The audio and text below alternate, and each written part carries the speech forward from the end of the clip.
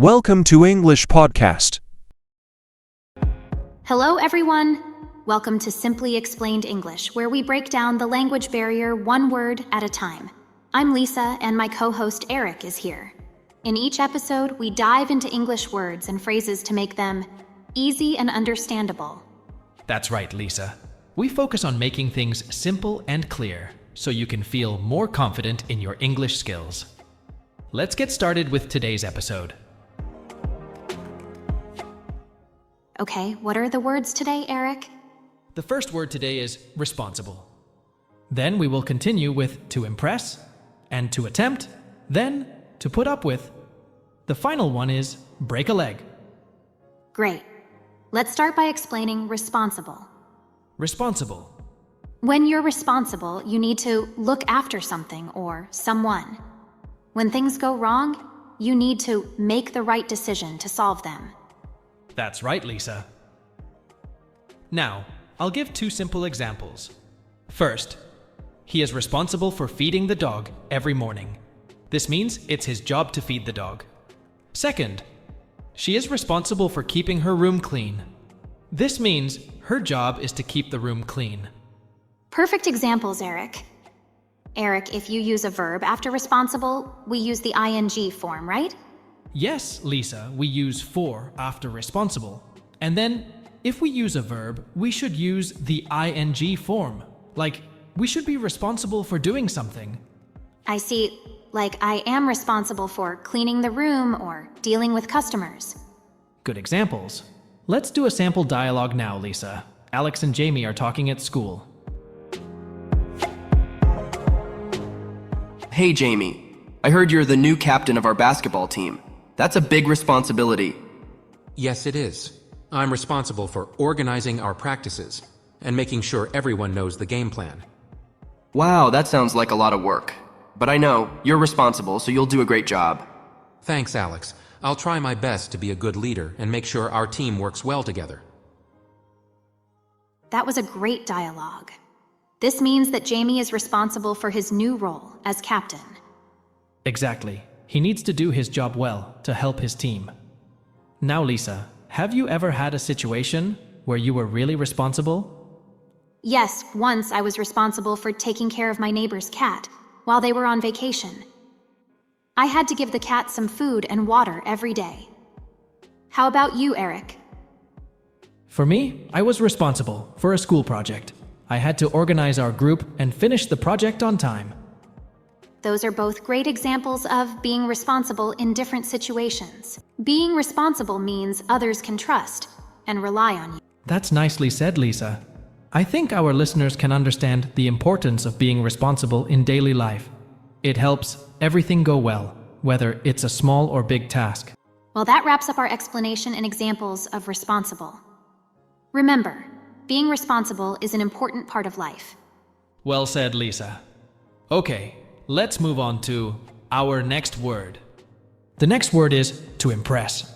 To impress. To impress. This verb means to make someone feel admiration and respect. It's used when you want to show someone that you are good at something, or if you have something very nice. That's a great definition, Eric. Can you give us some examples? Sure. Here's the first one. He tries to impress his friends by cooking fancy meals. The second one is, Sarah impressed her teacher by finishing the project early. Those are good examples. And I think it's important to say that impress is followed by the prepositions with and by. For example, she impressed the judges with her knowledge. Or I was impressed by the story. Exactly, Lisa. Now, let's listen to a sample dialogue. Tom and Mary are at a school science fair.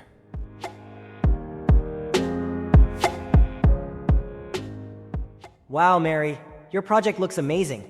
I am really impressed by your project. Thank you, Tom. I worked really hard on my project to impress the judges. It shows. I think your project will definitely impress everyone here. It is about a really important issue. Yes, Tom, it's about renewable energy. I hope it can impress people enough to make them think more about the environment. That was a great dialogue, Eric. They used the word impress perfectly. Yes, they did. Using impress in different ways can really help express admiration. Lisa, have you ever tried to impress someone? I have. When I was a student, I used to study a lot to impress my teachers. What about you, Eric?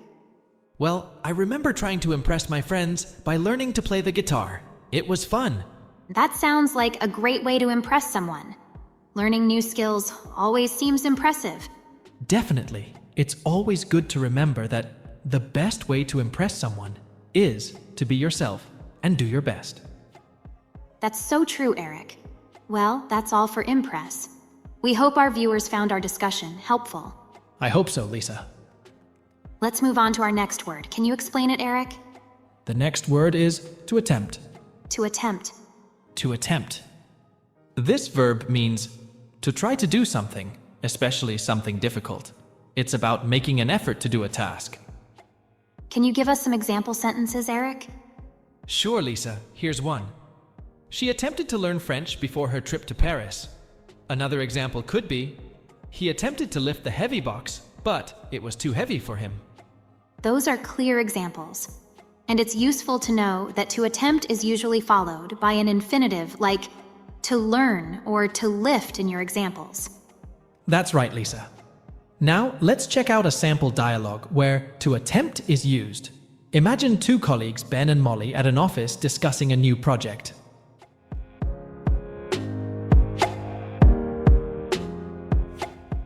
So, Molly, are we going to attempt to finish the project by this Friday? Yes, I think we should attempt it, even though it will be difficult. It's important for our team. I agree. If we organize ourselves well, I believe it's possible. Great. I'm glad we're both ready to attempt this tight deadline. Using to attempt in a conversation makes it clear they're talking about trying something difficult, but possible. Eric, have you ever attempted something that felt almost impossible at first? Yes. Once I attempted to run a marathon without much training. It was tough, but I managed to finish it. That's quite an achievement. I once attempted to bake a cake without a proper recipe, but it was a really bad experience for me. It's all about the effort, right, Lisa? Even if we don't succeed, attempting something new is a good way to learn and grow. Absolutely, Eric. And to all our listeners, remember, it's always worth it to attempt new challenges. At least you'll learn something important. Well said. Okay, Lisa, let's explain the next word. The next word is to put up with. To put up with. To put up with. It is a phrasal verb, and it means to tolerate or accept an unpleasant situation, or person without complaining. It is usually related to something you don't like, but you decide to deal with it anyway. That sounds like a useful phrase. Can you give us 2 sentences using put up with? Of course. Here's the first one. I can't put up with the noise from the construction site anymore. And the second, she's been putting up with her old laptop, even though it's very slow. It's important to note that put up with is a phrasal verb, and we use it with an object, like noise or laptop, like the ones in Eric's sentences.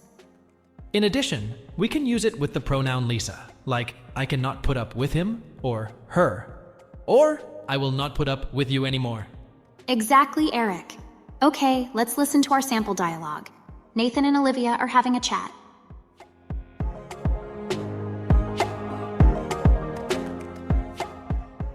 Olivia, how do you put up with the mess in the kitchen every day? It's tough, Rosa, but I put up with it because our roommate is busy with exams. I guess we all have some things we put up with. I've been putting up with the loud music at night. Maybe we should stop putting up with these things and talk about them instead. In this dialogue, Rosa and Olivia use put up with to talk about dealing with problems in their apartment. It's true. We often put up with things to avoid problems with people. Lisa, is there anything you're putting up with right now? Well, I've been putting up with a leaky faucet. It's annoying, but I plan to fix it soon. How about you, Eric? I've been putting up with a long commute, but I'm looking for a new place closer to work. It seems like we all have something we put up with. Listeners, think about what you put up with and if it's worth it. We hope you won't have to put up with any difficulties in learning English. I hope so. Okay, let's move on the last word, Eric. Our last word today is break a leg. Break a leg. Break a leg. Oh, break a leg. That's an interesting idiom. It means good luck, especially to performers before they go on stage. It might sound strange, but it's a way to wish someone success and luck. That's right, Lisa. An idiom comes from the performing arts. People think saying good luck directly might actually bring bad luck, so instead of it, they say break a leg. Now, let's use it in 2 examples. First, before her audition, her friend told her to break a leg. This means her friend wished her good luck. Second, as the curtains opened, the director said, break a leg, to all the actors.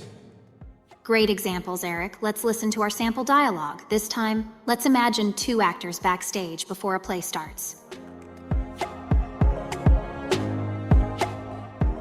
I'm feeling so nervous. This is my first big performance. Don't worry, you've practiced hard. Just go out there and break a leg. Thanks. Let's both do our best. I hope we impress the audience. Yes, let's break a leg together and give a performance to remember. That dialogue is perfectly suitable to the idiom. It shows how break a leg is used to encourage and wish success. Definitely, it's all about supporting each other, especially in stressful moments like a performance. Lisa, have you ever used break a leg to wish someone luck? Yes, I told my brother to break a leg before his guitar solo performance. He was surprised at first, but then smiled because he knew what I meant. How about you, Eric? I've used it before a friend's photography exhibition.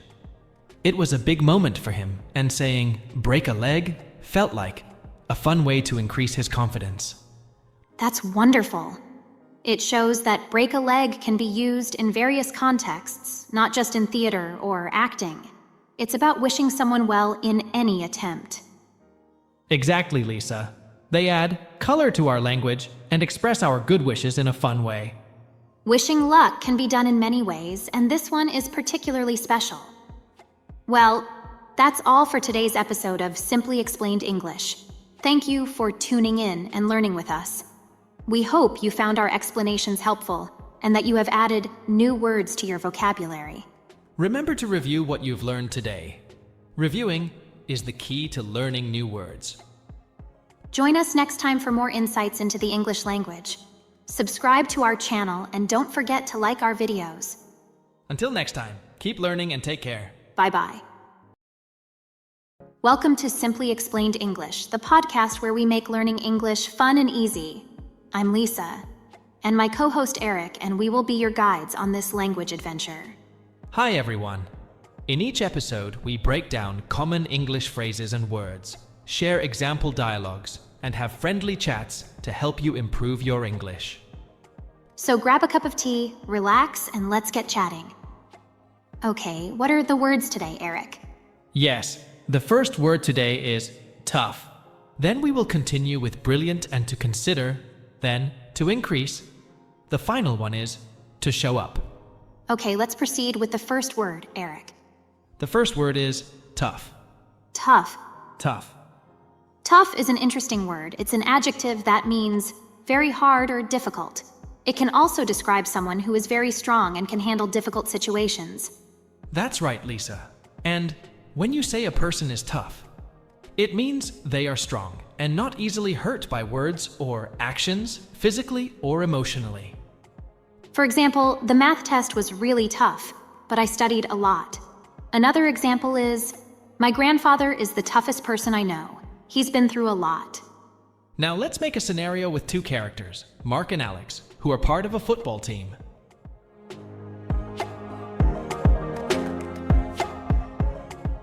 Today's training was tough, wasn't it? Yeah, it was really tough. My muscles are sore, but it feels good to push ourselves like this. I agree. It makes us tougher and better players. Coach says that tough training prepares us for tough games. That's right. We are improving as a result of this hard work. In this dialogue, Mark and Alex talk about how their training is tough, but it's making them stronger and better at football. They are very clever and see the positive side of hard tasks. They know it's making them stronger. Lisa, have you ever faced a tough situation that made you stronger? Yes, Eric. Once I had a really tough project at school. It was hard, but I finished it and it taught me how to overcome tough situations. How about you, Eric? I've had similar experiences, Lisa. Learning a new language was tough for me, but it taught me to continue and open new doors. That's inspiring, Eric. So tough situations can really help us grow and improve. Absolutely, Lisa. It's important to remember that being tough doesn't mean you never feel upset or hurt. It means you keep going even if you feel bad or stressed. True words, Eric. Well, friends, we hope this explanation has helped you understand the word tough and how facing tough situations can actually be a good thing. Okay, Eric, let's proceed with the next word. The next word is brilliant. Brilliant. Brilliant. That's a positive word, isn't it? Absolutely. For example, she had a brilliant idea that solved the problem. And the second, the sun was brilliant and shining in the clear blue sky. Those sentences really show how brilliant is used. Now let's have an example dialogue. Tom and Sarah are at a science fair. Sarah, look at this invention. It's brilliant. It really is brilliant. The design is so clever and practical. I know, right? The person who made it must be brilliant. Definitely. It's one of the most brilliant things I've seen today. In this dialogue, Tom and Sarah use brilliant to describe a smart invention at the science fair. It's great to recognize brilliant work. Lisa, have you ever met someone who you thought was brilliant? Yes, I had a brilliant teacher. She knew so much and taught us in fun ways. I see. Now let's discuss the word a bit more. Lisa, what's something you find brilliant? Well, I think nature is brilliant. Like when you see a sunset, it's so beautiful. That's a great example. Sunsets are indeed brilliant. What about you, Eric? I find innovative technology brilliant. For example, smartphones have changed how we communicate. Oh, definitely. Smartphones are brilliant inventions. They've made our lives so much easier.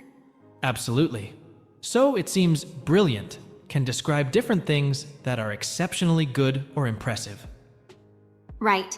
And it's a word we can use in many situations, like talking about a movie, nature, or technology. Exactly. It's one of those versatile words that can express admiration or excitement. Well, that was a brilliant discussion about the word brilliant, Eric. Indeed it was, Lisa. I hope our listeners found it helpful too. Okay, let's move on to the next word. The next word is to consider. To consider. To consider. It's a verb. That means to think about something carefully before making a decision. Exactly, Eric. Can you give us 2 examples using to consider? Of course. Here's the first one. Before buying a new car, it's important to consider all the options. And the second one, Alice considered moving to France for her studies. Great examples, Eric. Now, let's have a short dialogue using the word to consider. Imagine a conversation between 2 friends deciding on a movie.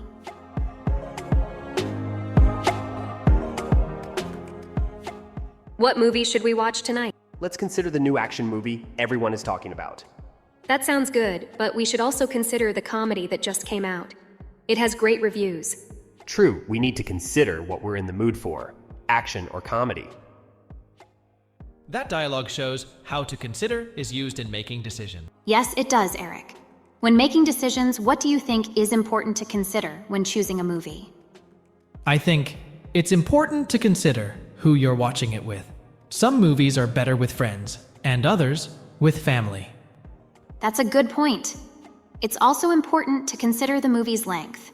If it's late, maybe a shorter movie is better. Right. Now, Lisa, have you recently had to consider something important? Yes, I considered taking a cooking class. I love cooking and wanted to learn more techniques. But there were some different types of cooking classes. I had to consider all of them before choosing one. That sounds like a fun thing to consider. Learning something new is always exciting. Definitely. And just like we consider our choices, our listeners can practice using the word to consider in their decisions this week. That's a brilliant idea, Lisa. Remember, everyone, to consider your options and think carefully before you decide. Okay, I think we have explained that the word consider is quite enough. Let's move on to our next word. What's the next word, Eric? So everyone, the next word we're talking about is to increase. To increase. To increase. Great choice, Eric.